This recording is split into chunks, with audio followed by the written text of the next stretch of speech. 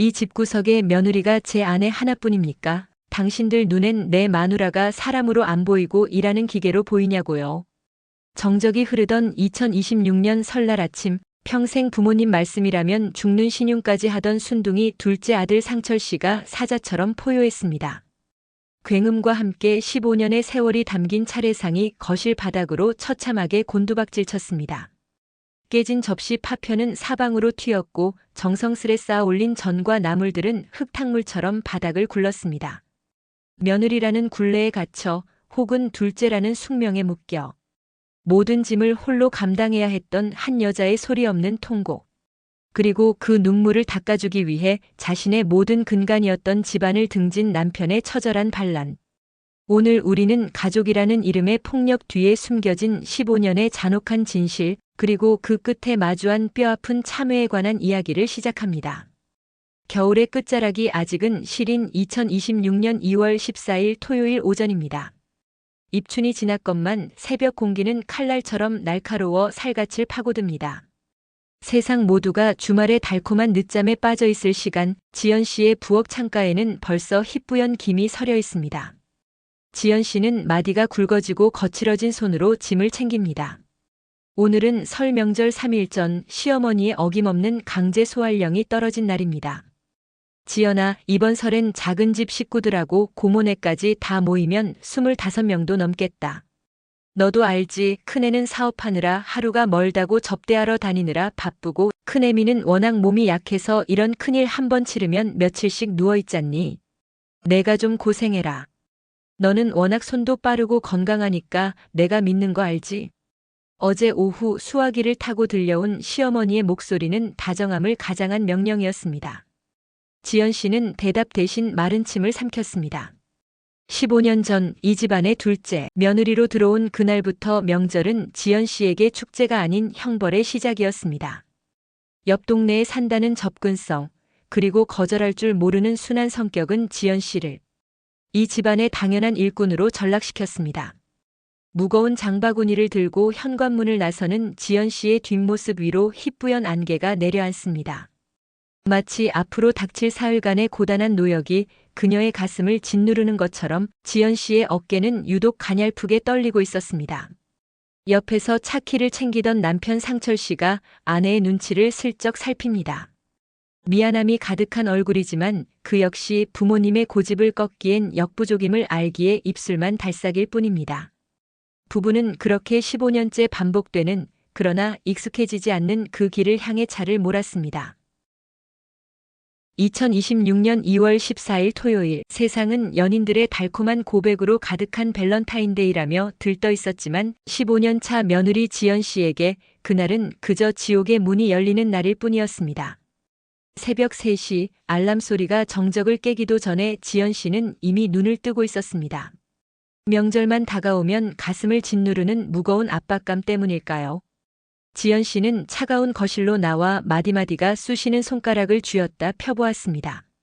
15년 전 시댁의 둘째 며느리로 들어올 때만 해도 그녀의 손은 백옥처럼 희고 고왔습니다. 하지만 이제 그 손은 잦은 설거지와 거친 일로 인해 마디가 굵어지고 지문조차 희미해진 일꾼의 손이 되어 있었습니다. 여보, 벌써 일어났어. 조금만 더 자지. 남편 상철 씨가 부스스한 모습으로 안방 문을 열고 나오며 미안한 기색을 보입니다. 상철 씨 역시 알고 있습니다. 자신의 부모님이 얼마나 완고한지, 그리고 그 완고함의 화살이 늘 순종적인 둘째 며느리 지연 씨를 향해 있다는 것을 말입니다. 상철 씨는 아내의 뒷모습을 보며 짧은 한숨을 내뱉습니다. 그는 아내를 아끼지만 부모님 앞에서만큼은 한없이 작아지는 전형적인 한국의 둘째 아들이었습니다. 내가 가서 좀 도와줄게. 이번엔 형님한테도 일찍 좀 오라고 말해볼게. 그 빈말 같은 약속을 지연 씨는 15년째 들어왔습니다. 지연 씨는 대답 대신 거친 숨을 몰아쉬며 짐을 챙겼습니다. 그녀의 머릿속에는 이미 오늘 하루 치러야 할 노동의 목록이 끝도 없이 나열되어 있었습니다. 차에 올라타 시댁으로 향하는 내내 지연 씨는 창밖으로 스쳐 지나가는 풍경들을 보며 생각했습니다. 나도 저럴 때가 있었는데, 누군가의 사랑스러운 딸이고 설레는 연인이었는데. 이제 그녀에게 남은 건 닳아버린 앞치마와 무릎의 통증뿐이었습니다. 도로 위의 차들은 명절의 활기로 가득 차 보였지만 지연 씨에게는 그 모든 것이 자신을 압박하는 거대한 쇠사슬처럼 느껴졌습니다. 시댁 현관문에 들어서는 순간 지연 씨를 맞이한 것은 반가운 인사가 아니었습니다. 신발장 앞까지 삐져나온 거대한 식재료 상자들이었습니다. 고기 20kg, 산더미처럼 쌓인 채소 상자들, 그리고 시장에서 갓 배달된 듯한 과일 상자들이 거실을 점령하고 있었습니다. 시어머니는 거실 소파 깊숙이 몸을 파묻고 텔레비전을 보고 있었습니다. 왔니? 올해는 고모네 식구들이랑 작은 집 조카들까지 다 온다니. 고기를 좀 넉넉히 준비했다. 저기 베란다에 쌓인 배추부터 들여와라. 큰애미는 어제부터 갑자기 빈혈이 도져서 명절 전날이나 온다더구나. 어휴, 걔는 어쩌면 그렇게 해마다 명절만 되면 몸이 종이장처럼 부서지는지 몰라. 너라도 이렇게 건강하고 튼튼하니. 내가 누구를 믿고 이 큰일을 치르겠니? 건강하고 튼튼해서 다행이라는 그 말, 지연 씨는 그 말이 고마움이 아니라 너는 아파도 안 된다라는 낙인처럼 들렸습니다. 지연 씨는 베란다로 나가서 차가운 배추 상자를 끌어당겼습니다. 허리가 뜨끔했지만 소파에서 꼼짝도 하지 않는 시어머니 앞에서 아프다는 소리는 사치였습니다. 어머니, 배추가 너무 많은 것 같은데요. 작년보다 더 늘었나요? 지연 씨가 조심스레 묻자 시어머니는 눈길도 주지 않은 채 대답했습니다. 이번에 사촌 형님네까지 부르기로 했다. 우리 집안이 원래 인심이 후하잖니. 내가 좀 고생하면 온 집안이 배불리 먹는데 그게 얼마나 보람찬 일이냐. 보람, 지연 씨는 그 단어를 씹어 삼켰습니다. 큰며느리 서윤 씨는 서울에서 잘나가는 사업가 남편의 아내라는 이유로 명절이면 늘 화려한 옷차림에 세련된 네일아트를 한 채 나타나 어머니, 제가 몸이 약해서 죄송해요라는 말 한마디와 현금 봉투로 모든 의무를 면제받곤 했습니다. 시어머니는 그 봉투를 챙기며 서윤 씨의 손을 꼭 쥐고 에구, 그 가녀린 몸으로 내려오느라 고생했다라며 애지중지했습니다. 하지만 정작 3일 전부터 내려와 온갖 굳은 일을 도맡는 지연 씨의 거친 손은 단 한 번도 잡아준 적이 없었습니다. 지연 씨는 시어머니의 편애가 묻어나는 말들을 뒤로하고 묵묵히 부엌으로 향했습니다. 지연 씨는 고기 핏물을 빼기 위해 찬물을 틀었습니다. 뼈마디까지 시려오는 감각에 어깨가 절로 움츠러듭니다. 물방울이 튈 때마다 손등에 갈라진 틈이 아려왔습니다. 지연아, 그 고기 핏물 제대로 안 빼면 국물 탁해진다. 하나하나 신경 써서 닦아내라. 그리고 기름기 많은 부위는 미리 좀 도려내고 아버님이 기름진 건 질색하시는 거 알지? 시어머니의 잔소리가 거실에서 날아옵니다. 지연 씨는 대답 대신 입술을 깨물었습니다. 15년 전 시댁 어른들께 잘 보이고 싶어 웃으며 일을 시작했던 자신의 모습이 주마등처럼 스쳐 지나갔습니다. 그때는 이 고생이 언젠가 보상받을 줄 알았습니다.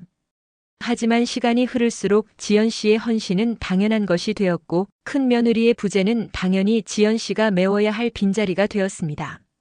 점심시간이 지나고 오후가 깊어질 무렵 지연 씨의 손가락 끝은 물에 불어 쭈글쭈글해졌습니다. 소금물에 절인 배추 40포기를 하나하나 씻어내며 지연 씨는 생각했습니다. 나는 이 집의 식구일까? 아니면 1년에 2번 고용되는 노예일까? 눈물이 핑 돌았지만 지연 씨는 고개를 저었습니다. 여기서 눈물을 흘리면 시어머니는 또 며느리가 명절에 재수없게 우냐며 타박하실 게 뻔했기 때문입니다. 부엌 창살 너머로 보이는 하늘은 무심하게도 맑았습니다. 지연 씨는 흙 묻은 채소를 씻으며 중얼거렸습니다. 나도 쉬고 싶다. 나도 예쁜 옷 입고 카페에서 커피 한 잔 마시고 싶다. 하지만 현실은 쉴 새 없이 쏟아지는 식재료와의 사투였습니다. 시어머니는 가끔 부엌을 지나치며 그 나물은 너무 삶지 마라. 식감이 살아야지. 그리고 시금치는 소금 한 꼬집만 넣어. 우리 집안 비법 알지? 라며 훈수를 두었지만 정작 물에 손을 담그지는 않았습니다. 남편 상철 씨는 가끔 부엌에 들어와 뭐 좀 도와줄까? 라고 물었지만 시어머니가 아들은 이런 데 들어오는 거 아니다. 나가서 내 아버지랑 바둑이나 둬라라고 한마디 하면 못 이기는 척 금세 사라졌습니다. 지연 씨는 끓는 물에 손을 대고도 차가운 수돗물에 잠시 열을 식힐 뿐 다시 칼을 쥐었습니다. 밤이 되자 지연 씨의 온몸은 두들겨 맞은 듯 쑤셔왔습니다. 하지만 내일 새벽부터 전을 부쳐야 했기에 쉴 틈이 없었습니다. 거실에서 들려오는 남편의 코 고는 소리와 시아버지의 텔레비전 소리 사이에서 지연 씨는 홀로 부엌불을 끄지 못한 채 고독한 사투를 이어갔습니다. 2월 15일 일요일 명절 연휴 이틀 전의 아침은 지연 씨에게 더 잔혹하게 다가왔습니다. 새벽 5시에 일어나 아침상을 차리고 나니 본격적인 전부치기 전쟁이 시작되었습니다. 시댁 부엌은 환풍기를 아무리 돌려도 기름 연기로 가득 찼습니다. 지연 씨는 눈이 따갑고 숨이 턱턱 막히는 부엌 바닥에 쪼그리고 앉아 수천 장의 전을 부치기 시작했습니다. 동그랑땡, 꼬지전, 동태전.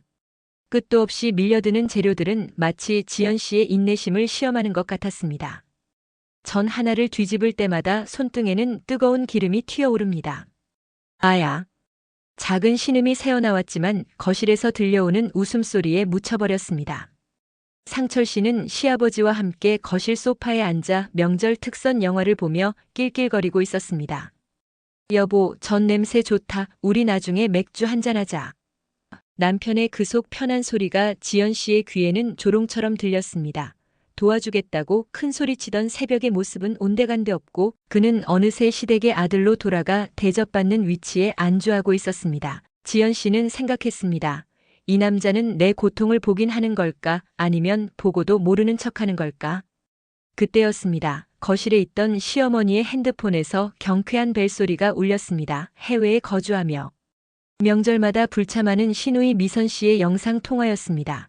시어머니는 반색하며 전화를 받았습니다. 화면 가득 지중해에 눈이 부신 햇살과 산토리니의 푸른 바다가 펼쳐졌습니다. 미선 씨는 화려한 선글라스를 머리에 얹고 여유롭게 칵테일을 들이켜며 지연 씨를 향해 가벼운 손 인사를 건넸습니다. 엄마, 나 지금 그리스야. 여기 진짜 천국이야. 천국. 이번 설엔 베트남까지 들렀다가 한 달 뒤에나 한국 갈게. 아, 지연 언니도 거기 있네. 언니, 나 대신 고생 좀 해줘. 내가 한국 가면 언니 좋아하는 외제 초콜릿이랑 핸드크림 잔뜩 사갈게. 엄마, 우리 딸은 이런 고생 절대 시키지 마. 시어머니는 화면 속 딸의 얼굴이 마치 보물이라도 되는 양연신 싱글벙글하며 스마트폰 액정을 쓰다듬었습니다. 그래, 우리 딸 시집 가면 이런 고생 지겹게 할 텐데 혼자일 때 실컷 즐겨야지. 내 딸 명절에 기름 냄새 맡게 하는 건 어미로서 벌 받는 일이야. 너는 거기서 예쁜 것만 보고 맛있는 것만 먹어라. 우리 집엔 저렇게 일 잘하는 지연이가 있으니까 걱정하지 말고. 지연이는 타고난 게 부지런해서 이런 거 힘들다는 소리도 안 한다. 지연 씨는 기름 연기 때문에 따가워진 눈을 질끈 감았습니다. 시어머니의 말 한마디 한마디가 가슴을 난도질했습니다. 타고난 부지런함이라니요. 지연 씨도 누군가의 귀한 딸이고 친정엄마가 눈물로 아끼며 금지옥엽 키웠던 자식이라는 사실을 시어머니는 완전히 망각한 듯 했습니다. 지연 씨는 뒤집개를 쥔 손에 힘을 주었습니다. 뜨거운 팬 위에서 전이 익어가는 치익 소리가 마치 자신의 속이 타들어가는 소리처럼 들렸습니다.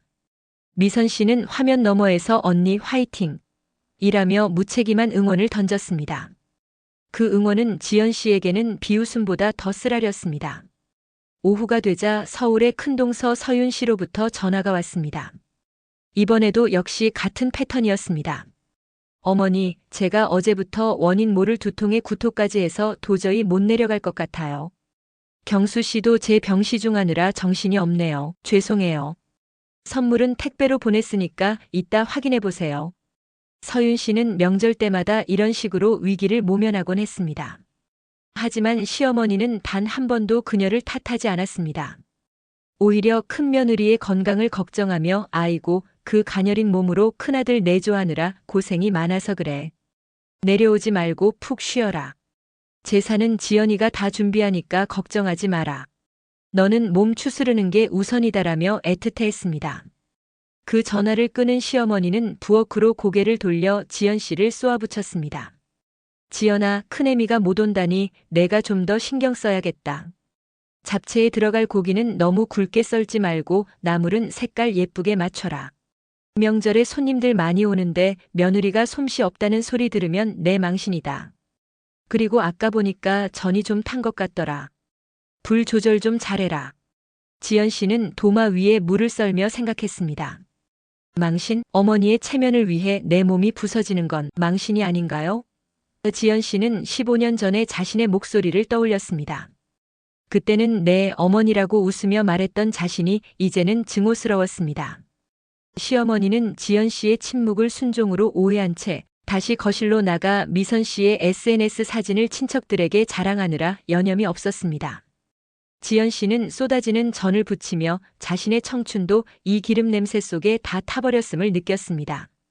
허리는 끊어질 듯 아팠고 다리는 감각을 잃어갔지만 부엌대기의 일상은 멈출 기미가 보이지 않았습니다. 설 전날인 16일 월요일. 시댁 거실은 이미 점령군처럼 도착한 친척들로 발 디딜 틈이 없었습니다. 작은 집 식구들, 고모네 가족, 멀리서 온 친척들까지 모여들자 집안은 흡사 시장통처럼 소란스러워졌습니다. 거실에는 고급 양주와 과일이 차려졌고 남자들은 둘러앉아 세상 돌아가는 이야기를 하며 껄껄 웃었습니다.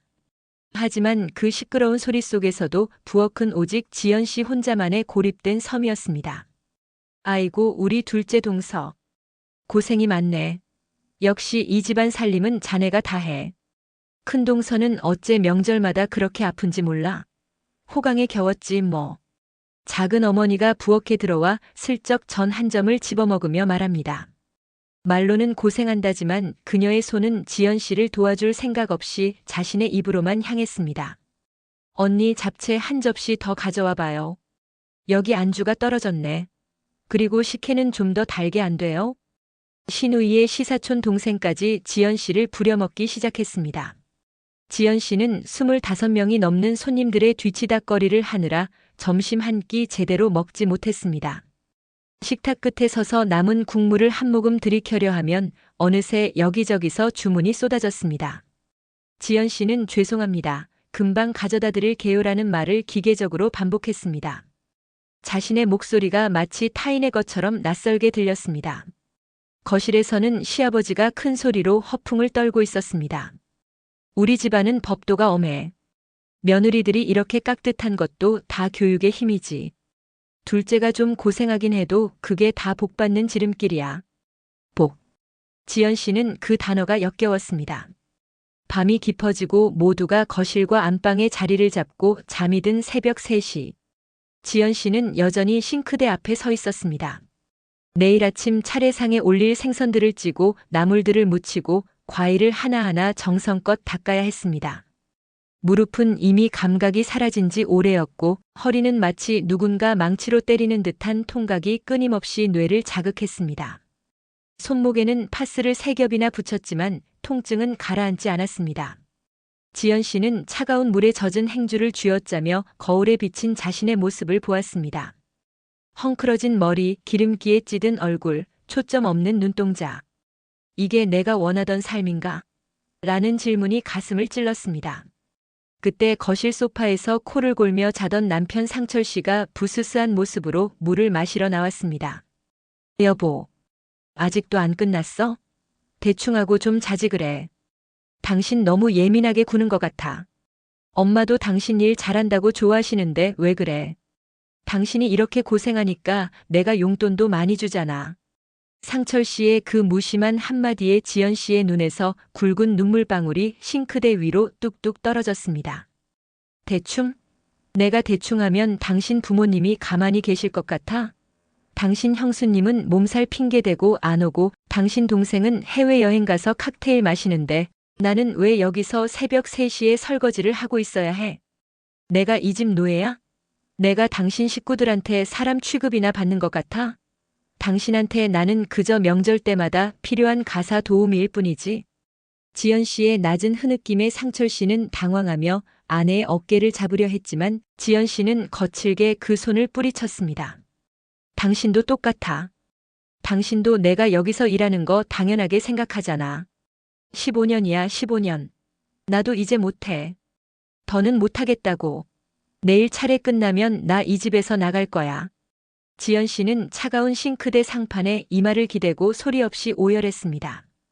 15년의 세월이 응축된 서러움은 이미 말로 설명할 수 있는 단계를 넘어서 지연 씨의 영혼을 갉아먹고 있었습니다. 그 밤 부엌을 채운 것은 기름 냄새와 지연 씨의 깊은 절규뿐이었습니다. 남편은 아, 진짜 왜 저래? 라고 중얼거리며 다시 안방으로 들어가 버렸습니다. 지연 씨는 홀로 남겨진 부엌에서 식어버린 국을 한 모금 들이켰습니다. 그 맛은 소금보다 더 짰습니다. 그녀의 눈물 맛이었기 때문입니다. 2026년 2월 17일 설날 당일, 지연 씨는 단 한숨도 자지 못한 채 새벽 4시부터 차례상 차리기에 매진했습니다.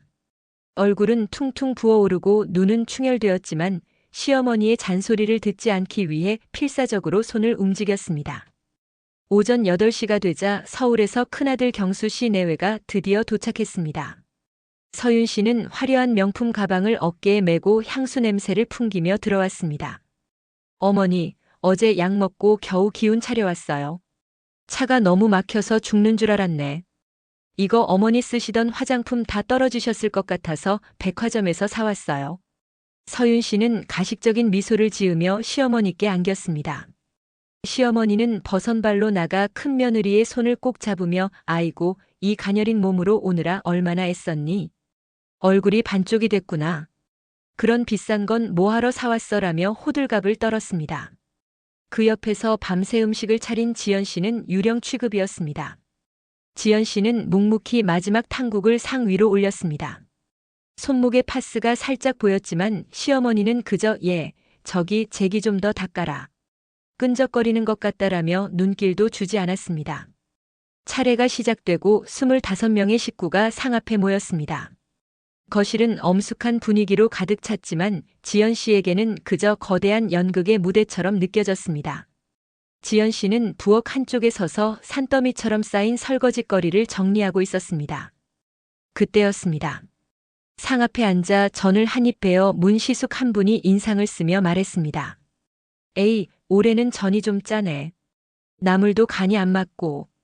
동서 15년이나 했으면 이제 눈 감고도 할 텐데 왜 이렇게 정성이 떨어졌어? 요즘 다른데 정신 팔린 거 아니야? 아니면 명절이라고 귀찮아서 대충 했나? 그 말이 떨어지기가 무섭게 시어머니의 날카로운 목소리가 거실을 울렸습니다. 그러게 말이다. 지연아, 너 이번에 연차까지 썼다더니 부엌에서 도대체 뭘 한 거니? 마음이 딴 데 가 있었던 거 아니야? 설렁설렁하니까 이런 소리를 듣지. 큰애미가 건강해서 직접 간을 맞춰야 했는데 일머리 없는 사람한테 맡겼더니 조상님 뵙기 부끄럽구나. 내 아들 경수한테도 미안해서 원. 설렁설렁. 일머리 없는 사람. 그 단어들이 지연 씨의 이성을 완전히 파괴했습니다.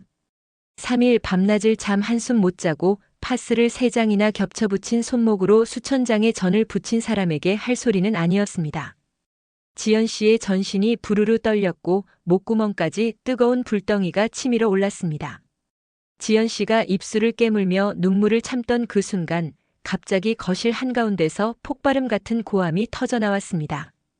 그만들 좀 하세요. 제발 그 입 좀 다물라고요.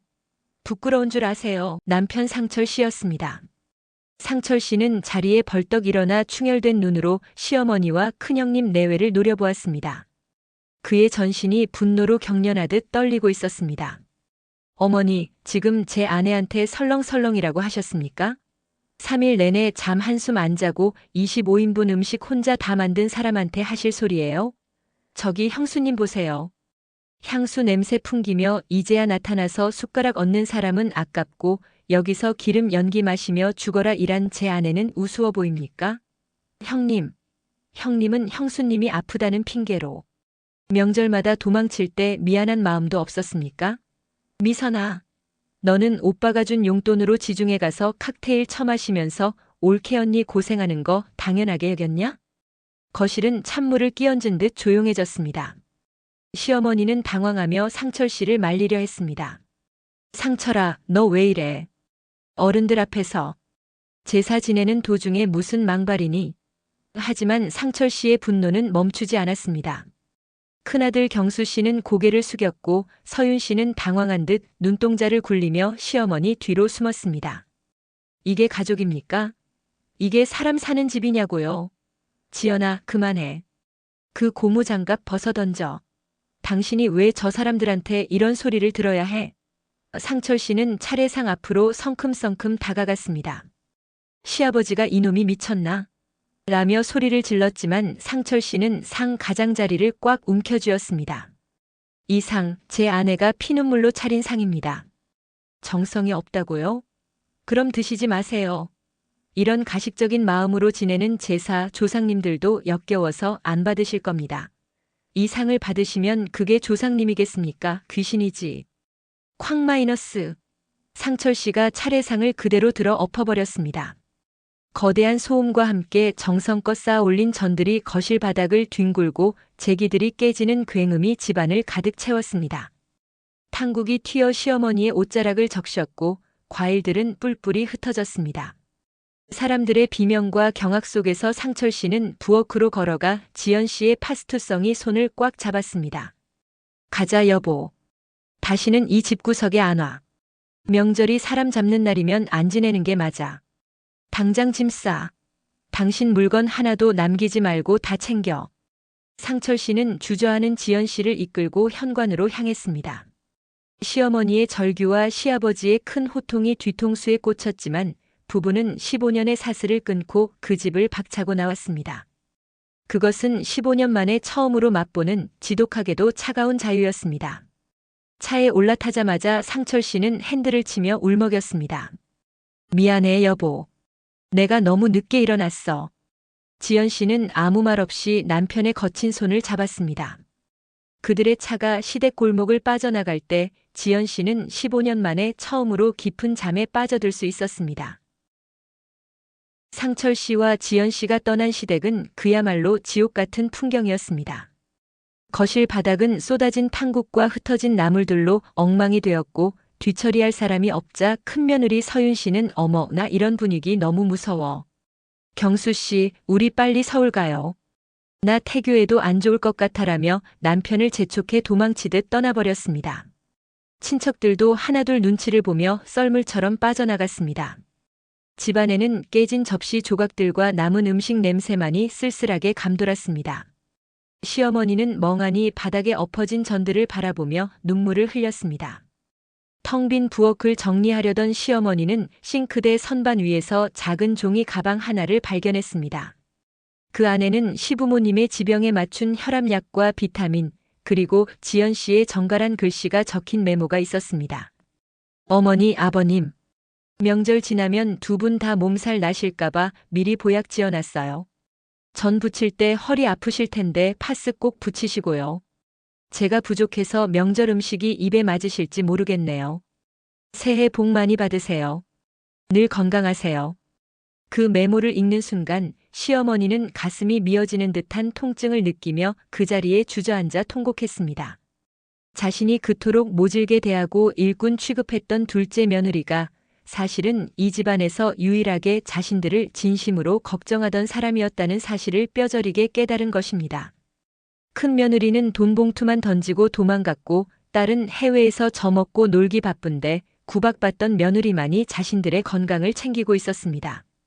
시어머니는 자신의 손을 내려다보았습니다. 지연 씨의 거친 손마디와 짓무른 손가락 끝이 떠올라 가슴을 쳤습니다. 내가 무슨 짓을 한 거야? 지연아, 내가 정말 잘못했다.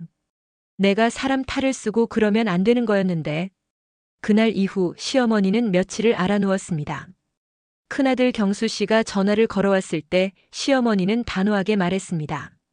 너 내 처 관리 똑바로 해라. 앞으로 명절에 지연이 혼자 일하게 하는 꼴 절대 못 본다. 지연이 없으면 이 집안 명절은 없다. 너희가 안 올 거면 나도 제사 안 지낸다. 그리고 너 지연이한테 가서 무릎 꿇고 사과해. 내 부인이 지은 죄 내가 대신 빌어. 또한 지중해의 미선이에게도 불호령을 내렸습니다. 다음 명절에 내 코빼기라도 안 보이면 유사는커녕 내 딸 자식 자격 없다. 올케 언니한테 당장 사과하고 여행 경비 아껴서 올케 언니 명품 가방이라도 하나 사와라. 시어머니는 지연 씨에게 전화를 걸어 내가 죽을 죄를 지었다. 15년 동안 내가 이 집안의 기둥이었는데 내가 눈이 멀어 장님이었구나. 미안하다 지연아. 내가 너를 며느리가 아니라 내 딸로 생각했어야 했는데. 라며 눈물로 사죄했습니다. 지연 씨는 그 전화를 받고 한참을 울었습니다. 그 눈물은 억울함의 눈물이 아니라 15년 만에 인정받은 자신의 존재에 대한 해소의 눈물이었습니다. 상철 씨는 아내 곁에서 이제 다시는 당신 혼자 두지 않을게라며 다짐했습니다. 7개월 뒤 찾아온 다음 명절, 지연 씨는 생전 처음으로 명절 당일에 친정 부모님을 뵙고 오붓한 시간을 보냈습니다. 친정엄마는 딸의 환한 얼굴을 보며 그래, 이제야 사람 사는 것 같네. 우리 딸 고생 많았다라며 딸의 손을 꼭 잡아주었습니다. 오후 늦게 도착한 시댁 부엌에는 놀라운 풍경이 펼쳐져 있었습니다. 앞치마를 두른 남편 상철 씨와 큰아들 경수 씨가 땀을 뻘뻘 흘리며 전을 부치고 있었고 시누이 미선 씨는 투덜거리면서도 나무를 씻고 있었습니다. 큰 며느리 서윤 씨도 조심스럽게 상을 닦고 있었습니다. 시어머니는 지연 씨의 손을 꼭 잡으며 너는 오늘 손 하나 까닥하지 마라. 그동안 내가 한 거 이놈들이 다 갚아야 한다. 가서 좀 쉬어라. 아범아, 지연이 시원한 물 좀 가져다 줘라. 라며 따뜻한 밥을 떠주었습니다. 지연 씨는 부엌 한가운데 앉아 가족들이 일하는 모습을 지켜보았습니다. 15년 만에 지연 씨는 부엌의 그림자가 아닌 비로소 가족의 일원으로 환하게 웃을 수 있었습니다. 명절의 진정한 의미는 화려한 상차림이 아니라 서로의 고생을 알아주는 따뜻한 마음이라는 것을 온 가족이 깨닫는 순간이었습니다. 지연 씨는 이제 더는 명절이 두렵지 않았습니다.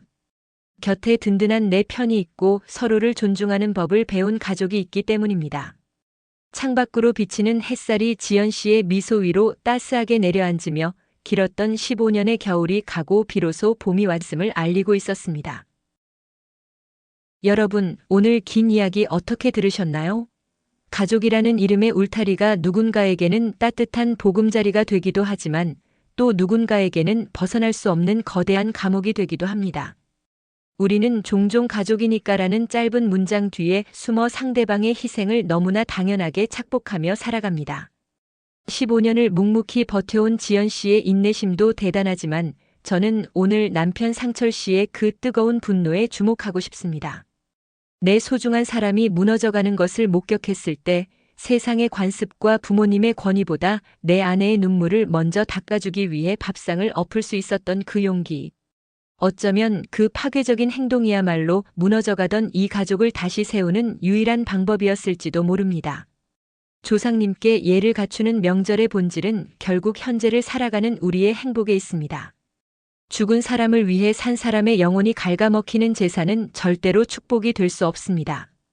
누군가의 고혈과 눈물로 차려진 상 위에는 복이 깃들 자리가 없습니다. 시니어 여러분, 그리고 이 영상을 보시는 수많은 며느리와 아들 여러분. 혹시 여러분 주변에도 지연 씨처럼 소리 없이 시들어가는 그림자가 있지는 않나요? 고생했다, 고맙다라는 그 흔한 말 한마디를 현금 봉투보다 더 아끼고 살지는 않았나요? 진정한 효도는 부모님께 고기 한 근 사다 드리는 것만이 아닙니다. 내 가정을 건강하게 지키고 아내와 남편이 서로 존중받으며 살 수 있게 만드는 것, 그것이 가장 큰 효도이자 인생의 지혜입니다. 오늘의 이야기가 여러분의 가슴에 시원한 사이다 같은 통쾌함과 동시에 가족의 의미를 되새기는 깊은 여운을 남겼기를 바랍니다. 상처는 깊었지만 진실한 반성 위에 비로소 꽃이 피었습니다. 여러분의 가정도 이처럼 건강한 소통과 사랑으로 가득 차길 진심으로 기원합니다.